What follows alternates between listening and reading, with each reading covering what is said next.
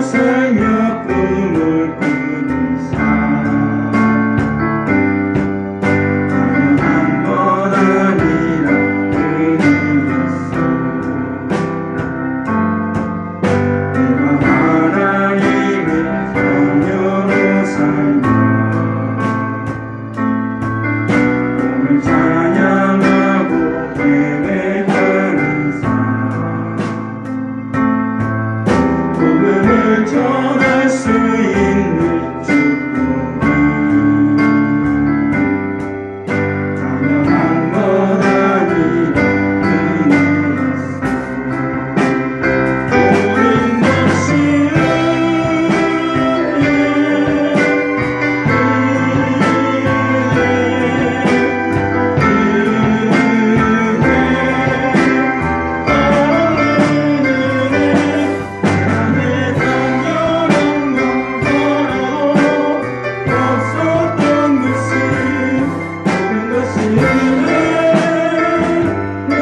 모든 것이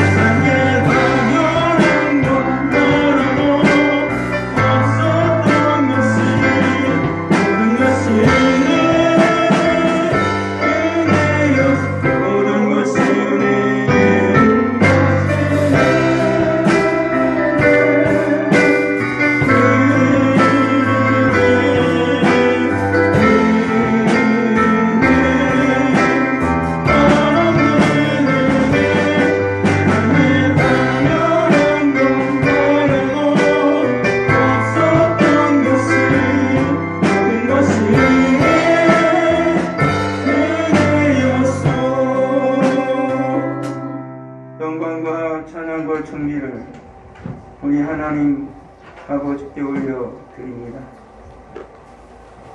올해 찬양 기뻐 받으신 우리 주님께서 이 시간에 말씀하여 주옵소서. 요즘 세상에서는 우리 주님의 음성보다, 우리 주님의 이름보다 코로나라는 그 이름이 더 널리 알려져 있고, 주님을 의지하려는 인생들보다 코로나의 두려움에 휩싸여 있는 인생들이 많은 시대가 되었습니다. 아버지 하나님, 저희를 긍휼히 여겨 주시옵소서. 하나님을 예비하는 죄 사는 거룩한 자녀들에게 믿음의 믿음을 더하여 주시고 은혜 위에 은혜가 임하게 하여 주셔서 우리의 삶 속에서, 우리의 입술 가운데에서 예수 그리스도의 그 귀하신 이름이 늘 오르내릴 수 있도록 아버지 하나님 역사하여 주옵소서. 이 시간에 주님의 말씀을 듣기를 원합니다. 내가 그리스도인으로 산다는 것이 무엇인지를 깨닫게 하시고 주님이 기뻐하시는 그리스도인의 삶을 살아갈 수 있는 우리가 되게 하여 주옵소서. 예수님의 이름으로 기도합니다. 아멘. 오늘 말씀은 빌립보서 3장입니다. 빌립보서 3장 12절부터 14절 말씀입니다. 빌립보서 3장 12절에서 14절 말씀입니다. 같이 읽겠습니다. 내가 이미 얻었담도 아니 온전히 이루었담도 아니라 오직 내가 그리스도 예수께 잡힌 바 된 그것을 잡으려고 달려가노니 형제들아 나는 아직 내가 잡은 줄로 여기지 아니하고 오직 한 일 즉 뒤에 있는 것은 잊어버리고 앞에 있는 것을 잡으려고 표대를 향하여 그리스도 예수 안에서 하나님이 위에서 부르신 부름의 상을 위하여 달려가노라. 아멘. 바울의 고백입니다.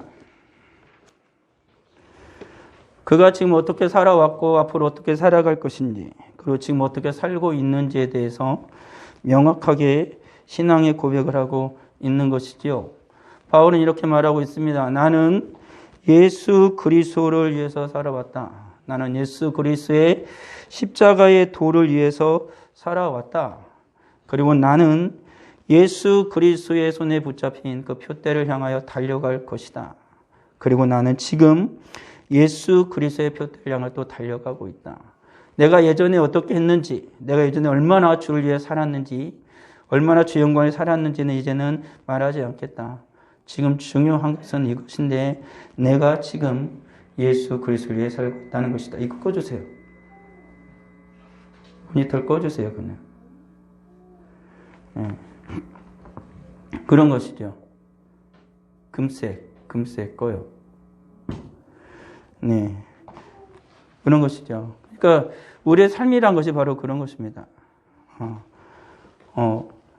내가 예수를 믿게 되었고, 그리고 예수를 믿음을 말미암아 우리는 하나님의 영원한 천국을 약속을 받았다고 믿습니다.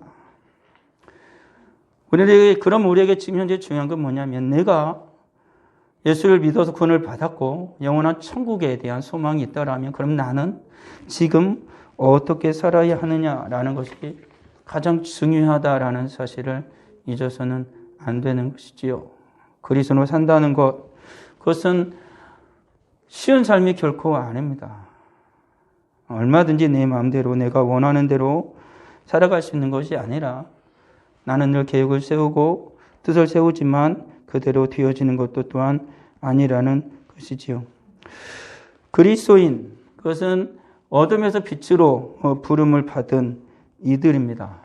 다 어둠 속에 거하였는데 앞뒤 분간하지 못하고 자기 힘으로 자기 능력으로 어떻게든 살아보려고 몸부림치며 살아가던 인생이었는데 우리 하나님께서 은혜를 베풀어 주셔서 우리를 그 어둠 가운데서 건져 주셨습니다. 그리고 우리가 명확하게 어떻게 살아가야 할지를 말씀해 주셨지요. 그래서 우리가 그리스도인으로 하나님의 영광을 위해 살아가도록 인도해 주시는 것입니다. 예전에는 내 맘대로 막 살았는데 이제는 어떻게 주님이 인도하심에 따라 살아가는 이들이 된 것입니다. 유아 씨를 좀 조용히 시켜주세요. 네. 우리가 다시 예수를 믿음으로 말미암아 우리에게는 많은 것이 변화되죠. 변화되는 것입니다. 우리들이 예수를 믿는다라는 것은 우리 자주 들었으니까요. 바울의 삶에서 볼 수 있는 것처럼 바울이 예전에는 그의 삶의 목표는 한 가지였습니다. 예수 믿는 사람을 어떻게든 잡아서 옥에 가두고 예수 그리스도의 도를 쫓는 자들을 어떻게든 핍박을 하고 박해를 하고 심지어는 스데반인을 죽이는 데에서도 증인이 되었습니다. 그의 삶의 목표는 뚜렷했죠. 예수를 믿는 사람을 철저하게 박해하는 거다. 예수 그리스도의 도를 전혀 전하지 못하도록 완전히 박멸하는 거다. 그게 삶의 목표였습니다. 그렇지만 그가 예수를 믿고 나서 어떻게 됐습니까? 삶의 목표가 완전히 새로워졌죠. 이제는 오히려 예수 그리스도를 위해서 박해를 받는 자가 되었고 예수 그리스도의 도를 전하지 못하고는 견딜 수 없는 존재가 됐다는 것입니다.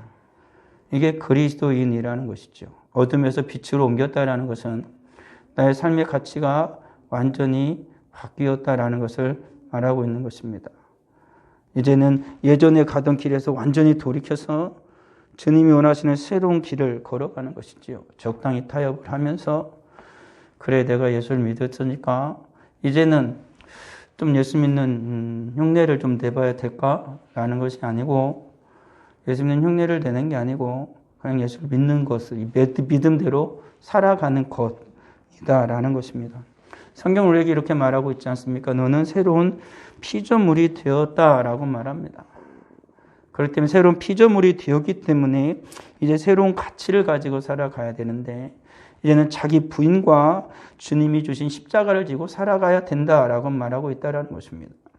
예전에는 내 뜻대로 내 목적을 위해서 내 명예와 권력을 위해서 부와 명예를 위해서 자기의 건강만을 위해서 자기의 행복만을 위해서 가정의 기쁨과 행복만을 위해서 출세만을 위해서 달려갔다라면 이제는 예수님이 분명하게 말합니다. 예수를 네가 믿느냐? 그리고 네가 예수를 믿는다라면, 너가 나의 백성이 됐다라면 이제 너는 새롭게 살아야 된다. 그건 뭐냐면 이제는 내가 예전에 즐겨하던 그 모든 것을 지금 부인하는 때가 돼야 된다. 부인하고 이제는 너에게 새로운 가치를 준 나의 십자가를 지고, 너에게 준 그 십자가를 지고 너의 사명을 가지고 사는 존재가 되어야 된다라고 예수님께서 말씀을 하시고 계시다라는 사실이죠. 그러니까 오늘 살아가는 그리스도인들이 이제는 새로운 가치를 가지고 살아야 됩니다. 우리 사랑하는 성도들도 어떤지 모르겠습니다. 지금도 저도 어떤지 모르겠지만 자기가 자기를 제일 잘한다고 하지만 어떤 때 보면 자기가 자기를 제일 알지 못할 때도 있지요.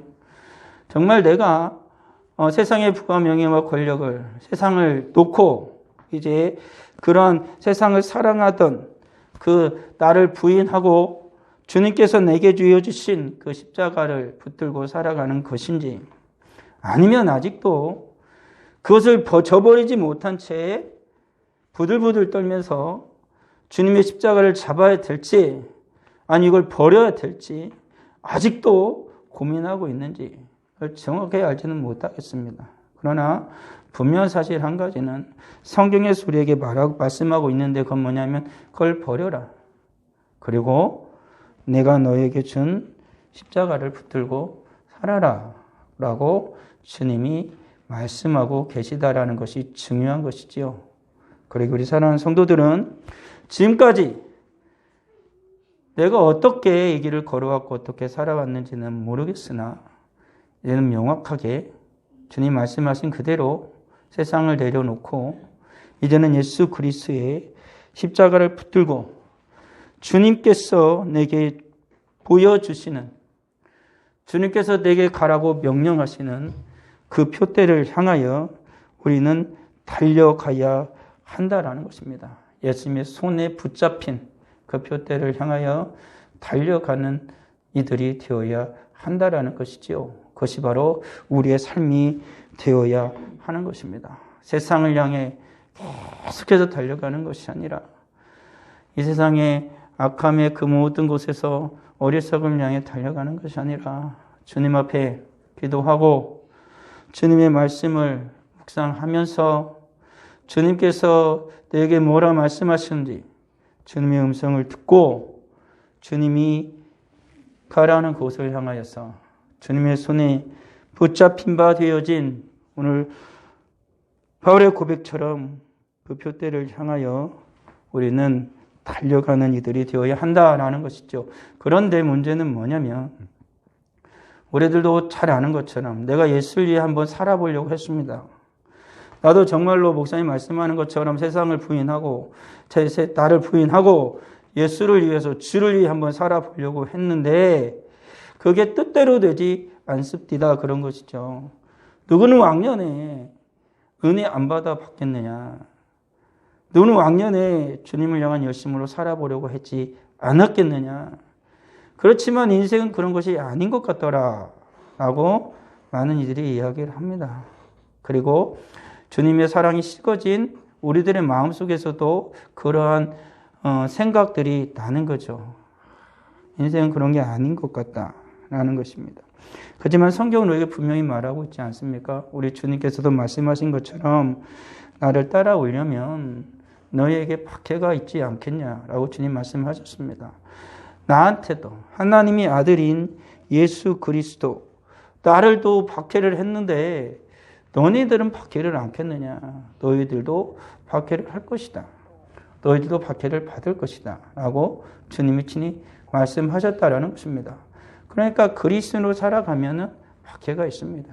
어려움이 있고 힘듦이 있고 고난이 있고 고통이 있습니다. 예수님 때문에 때로는 많이 손해도 봅니다. 그것이 바로 그리스도인의 삶이라는 것이지요. 주님 그걸 말씀하셨기 때문에 그렇습니다. 그런데 주님을 이러한 삶을 우리가 이겨내고 견뎌내면 우리에게 새로운 것이 또 우리에게 주어지게 됩니다. 근데 그건 뭐냐면 예전에 외부로 오는 박해를 어떻게든 싸워서 이겨내고 견디려고 했다라면 이제는 내가 오히려 예수 그리스도를 위하여서 고난을 기꺼이 받는 삶을 향해 나아간다라는 것이죠. 바울이 그랬습니다.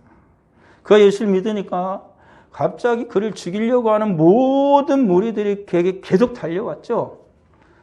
그를 예전에는 같이 친구였고 같은 동료였던 자들이 이제는 바울을 죽이겠다고 난리가 났습니다. 그래서 바울은 그들의 박해와 그들을 죽이려고 하는 모든 고난을 피해서 도망도 가기를 수번을 했습니다. 수십 번을 했겠죠.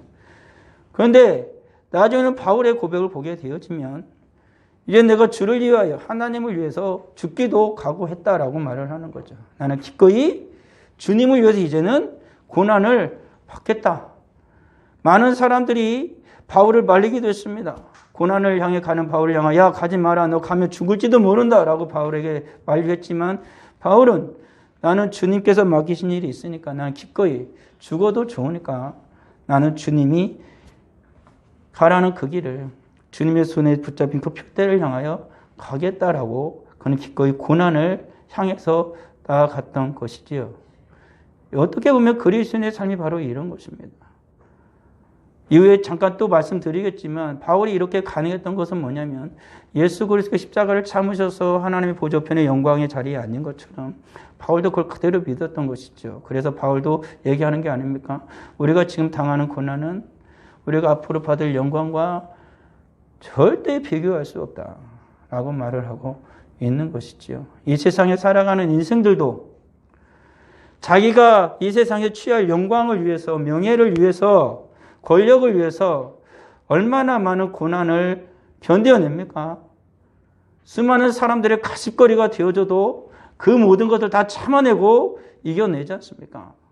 공부하는 학생들도 그러잖아요. 12년을 죽도록 공부합니다. 내가 원하는 대학 하나 가겠다고 아니면 자기가 원하는 꿈을 이루겠다고 기꺼이 수년을 헌신하죠. 그것도 이 세상에 살아가는 사람들도 그렇습니다. 자기가 받을 영광을 그 하나를 위해서 그렇게 살아가는 것이지요. 하물며 예수 그리스도를 믿고 하나님의 영원한 나라 천국에 들어가야 할 우리들이 하나님의 자녀로서 하나님의 빛난 영광의 보좌 그 곁에서 영원토록 하나님을 찬양하며 살아가야 할 목표가 분명한 목적이 분명한 오늘을 살아가는 우리들이 이 땅에서 당하는 고난과 고통을 견뎌내야 할 뿐만 아니라 기꺼이 주님의 그 영광에 동참하기 위하여서 고난도 내가 찾아가야만 한다라는 것입니다. 하기 싫어도 해야 하고 하기 두려워도 해야 되고 정말 짜증나는데 그래도 해야 하는 것입니다. 주님께서 내게 은혜를 주시기를 소망하면서 주님께서 나를 붙잡아 주시기를 간절히 기도하면서 해야 하는 것입니다. 그것이 바로 그리스도인이다 라고 오늘 성경이 우리에게 바울을 통하여 말하고 있다라는 사실입니다. 우리는 분명히 기억해야 됩니다. 우리는 단순히 고난을 받고 끝나는 것이 아니라 우리는 고난을 받는 이유가 명확합니다. 우리 주님께서 고난을 받으시고 영광에 들어가신 것처럼 오늘날 살아가는 그리스도도 이 고난을 받지만 이 세상에 받지만 반드시 영광 가운데로 들어갈 거다라는 사실입니다. 예수 그렇게 이 땅에서 그렇게 수많은 고난과 고통을 당하시고 어리석은 인생들에게 십자가 못 박혀 죽으셨지만 예수 그리스도는 그 고난으로 끝나지 않았습니다. 모든 사람들의 헌신의 표본으로 남으신 것이 아니라 예수 그리스도는 그 모든 고난과 죽음을 이겨내시고 구원의 하나님으로 우리 위에 나타나셨다라는 사실을 잊어서는 안 되는 것이죠. 그런 것입니다. 그리스도는 단순히 이 땅에 살아가면서 헌신하는 존재만이 아닙니다. 헌신 뒤에 있을 반드시 그 영광이 우리를 기다린다라는 사실을 잊어서는 안 되는 것이지요. 성도의 그 영광을 하나님은 반드시 약속하셨고 그러기에 성도는 이 땅에서 고난과 고통을 기꺼이 이겨냅니다. 그리고 주를 위해 헌신을 하는 것이지요. 그것이 바로 우리들의 삶이 되어지는 것입니다. 예수 그리스도는 그 모든 것을 이겨내시고 부활하셨습니다. 그리고 하나님의 보좌 우편에 앉으셨습니다. 성경 그걸 분명하게 우리에게 말씀하고 있다라는 사실입니다. 십자가를 참으사 부끄러움을 개의치 아니하시더니 하나님 보좌 우편에 앉으셨느니라 라고 성경이 우리에게 말하고 있다는 사실이죠. 예수님께서는 모든 죽음의 권세를 이겨내시고 우리 주님께서는 어떻게 하셨습니까? 하나님의 보좌 우편에 앉으셨다라는 것입니다. 그리고 그 주님께서는 앞으로 어떻게 하실 거라고 말씀합니까? 주님을 믿는 자들과 믿지 아니하는 자들을 위하여서 그들을 심판하기 위하여서 우리 주님이 이 땅에 다시 오실 거라는 겁니다. 다시 재림하실 거라는 거죠. 그리고 주님이 심판하실 거라는 것입니다. 믿는 자와 믿지 않는 자를 향하여 주님 반드시 심판을 내릴 것이고 그리고 주님을 신실하게 믿은 자와 주님을 게으르고 나태하게 믿은 자에 대해서 주님이 또한 상급을 허락하여 주실 것입니다. 모든 성도의 영광이 다를 거라는 거죠. 이 세상에 살아가는 사람도 열심히 서로가 경주하고 노력을 하지만 그 열매가 그 결과가 다 똑같지는 않지 않습니까? 그렇잖아요.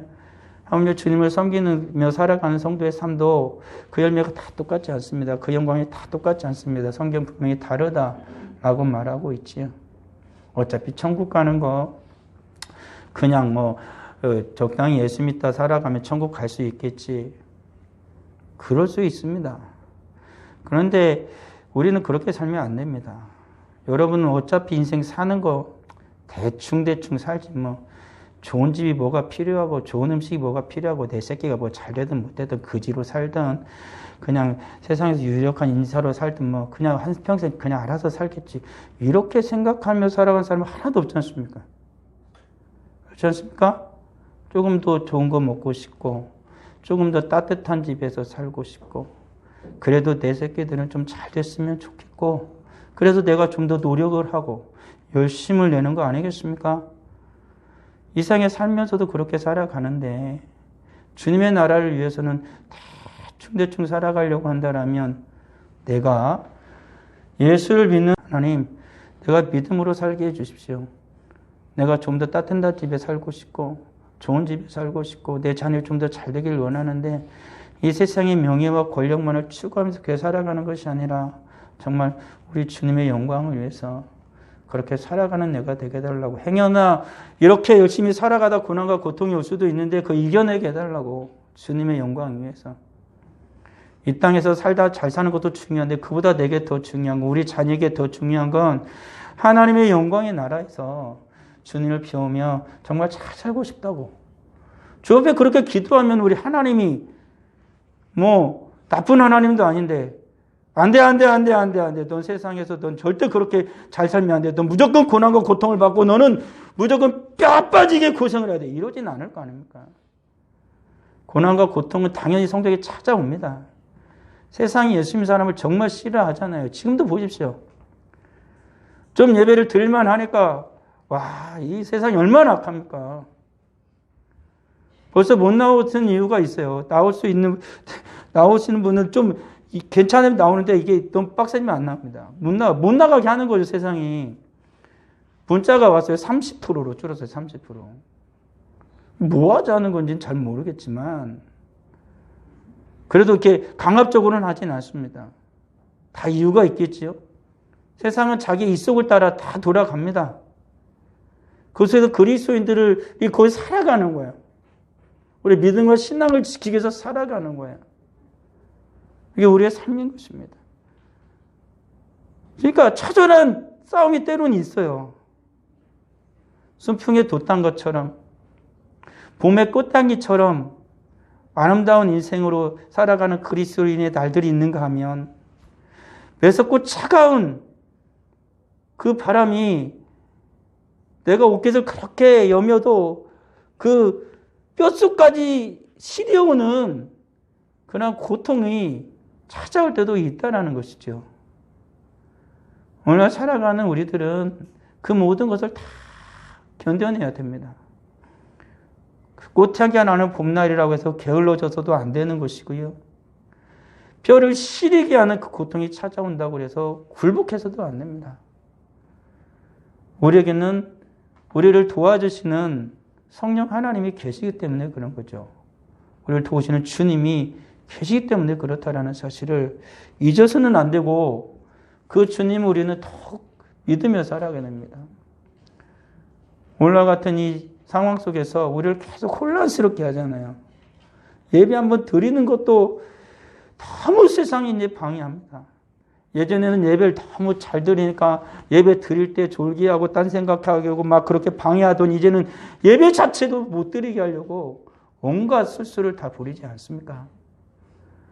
이런 상황 속에서 우리는 어떻게든지 간에 주님 붙들고 우리의 믿음을 지키고 우리 하나님께서 이 모든 어려움과 고난을 이겨내고 다시 우리 사랑하는 모든 성도가 주님 앞에 예배할 그날을 속히 이루게 해달라고 우리는 기도해야 할 것입니다. 누구를 미워할 이유도 없고 누구를 판단할 이유도 없고 누구를 이랬다 저랬다 할 이유도 하나도 없습니다. 우리가 할 수 있는 건 한 가지입니다. 서로 사랑하고 서로 긍휼히 여기고 정말 주님 앞에서 간절히 기도하는 방법밖에 없습니다. 그러지 않고서는 어떻게 되겠습니까? 이렇게 세상이 강하게 우리를 뒤흔들고 있는데 우리 주님도 그랬잖아요. 베드로야 베드로야. 사탄이 너를 밀가부르듯 까불러 댄다. 근데 내가 너를 위하여 기도했다라고 주님 말씀하지 않습니까? 세상이 우리 이렇게 밀가부르듯 까불러 댑니다. 우리 교회를 우리 성도를 이렇게 까불러 댑니다. 우리가 어떻게 하겠습니까?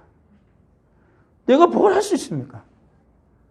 그래서 저는 분명히 깨달아야 됩니다. 주님처럼 기도해야 됩니다. 하나님 도와주십시오. 주님 도와주십시오. 우리는 아무것도 할 수가 없습니다. 주님이 도와주셔서 우리의 신앙이 주저하지 않도록 우리 하나님이 붙들어 달라고 기도하는 것밖에 없습니다. 그때 하나님께서 해주시죠. 하나님이 알아서 해주시겠지. 이거 아닙니다.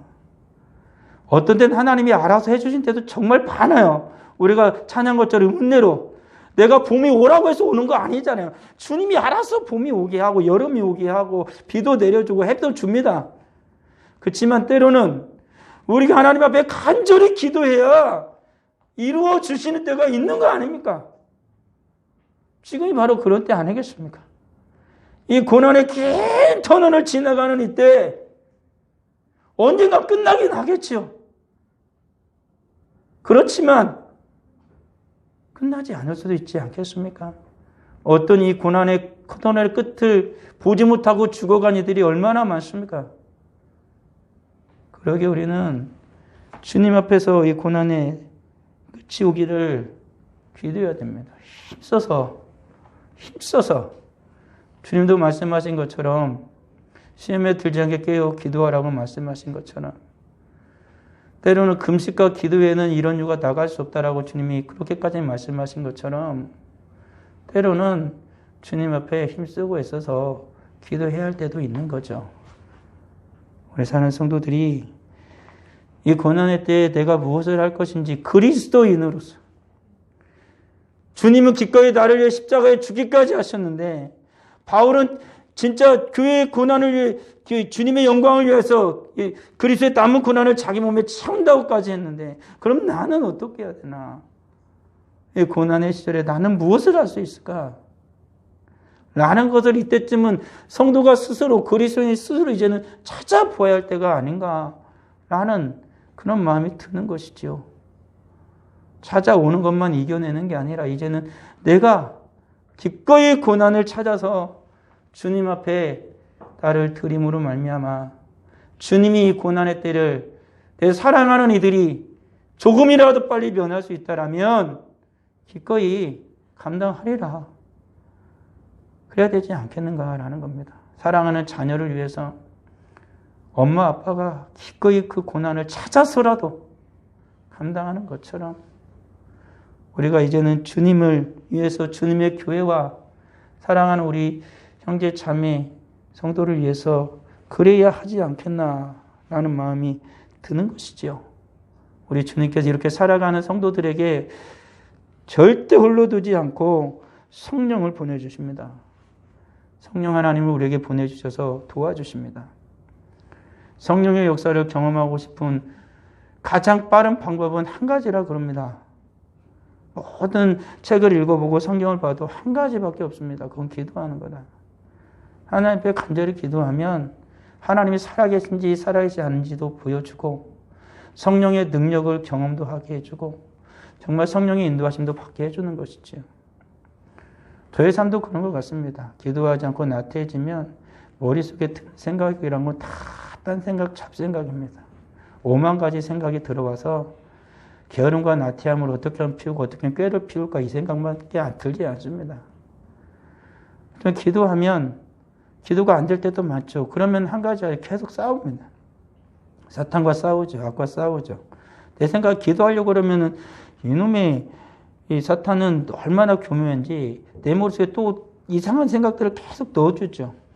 기도하다 딴 생각하고 기도하다 졸기하고 기도하다가 집중하지 못하게 하고 그러면서 기도를 포기하게 합니다. 아, 기도 안 되는구나 이거. 싸워야 됩니다. 주님의 영적인 일이 주님의 일이 결코 쉽지 않으니까요. 기도 한번 가려고 그랬더니 목사님 이제부터는 좀 수예배하고 기도회 하자고 그러니까 한번 가봐야겠다 그랬는데 바쁜 일이 생겼다. 다음부터 가야지. 오늘은 너무 피곤하다. 그런 거죠. 저도 어저께 이번 주엔 좀 아무튼 되게 그냥 여러 개 돌아다니며 바빴어요. 어저께 밤에는 이번 주 좀 피곤해서 어저께 밤에 이제 설교 준비하고 그러는데 책상에 앉아있다가 잠들었어요. 이러고. 발을 그 책상 앞에 이렇게 발을 이렇게 딱 걸치고 이렇게 자는데 일어나 보니까 발바닥이 너무 아파. 그걸 너무 계속 그 있는지도 모르고 자가지고 발바닥이 너무 아파가지고. 아휴, 피곤할 때 있죠. 저야 목사야 늘 하는 일이 그 일이니까. 그렇지만 성도님들은 이런 시국에 이 일을 조금이라도 더 해야 되고 정말 힘들고 애쓰는 것을 우리 주님 모르시겠습니까? 저보다 훨씬 더 잘 아실 것입니다.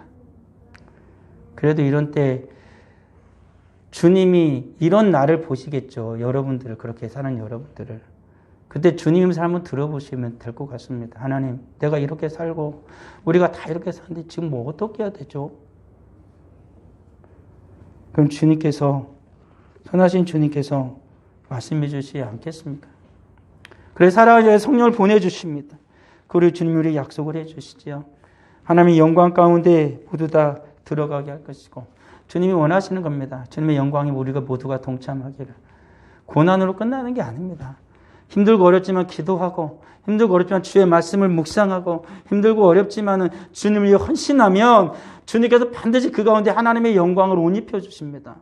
그걸 끝나는 게 아니라 그것을 다시 다 바꿔서 하나님의 영광의 옷으로 입혀주는 것이죠. 눈물로 기도할 때 주님께서 그 눈물을 닦아주십니다. 그 소원을 다 이루어 주십니다. 주님의 말씀을 내가 묵상할 때 그 말씀 속에서 이런 말씀의 기쁨이 이 신앙의 확신이 일어나게 되어지는 것이에요. 주님 앞에 헌신할 때 주님께서 그에게 영적인 은혜와 축복뿐만 아니라 건강 허락하여 주시고 그가 저렇게 소원했던 모든 것들이 이루어지는 것을, 나는 주님의 일을 하며 주님께서는 나의 일을 하는 것을 경험하게 되어지는 거죠. 우리는 이런 것들 많이 잊어버렸습니다. 그런 것을 잊고 살아가는 시대가 되어져 가고 있지만 우리 주님 변하지 않습니다. 다시 우리가 이렇게 주님 앞에서 살아가면 다시 우리 주님 우리에게 돌아오실 것입니다. 주님 이스라엘이 늘 말하는 것처럼 돌아와라, 돌아와라. 너가 나한테 돌아오면 내가 너한테 돌아가겠다. 이스라엘은 말했죠. 주님 먼저 돌아오면 내가 돌아갈게요. 주님이 돌아가도 이스라엘은 그 주님을 맞이할 수 없습니다. 심지어 주님께서 그렇게 죄악분의 인생에게 주님이 돌아가면 어떡하겠습니까? 한 가지밖에 당할 건 없잖아요. 심판입니다. 그러지 않겠습니까?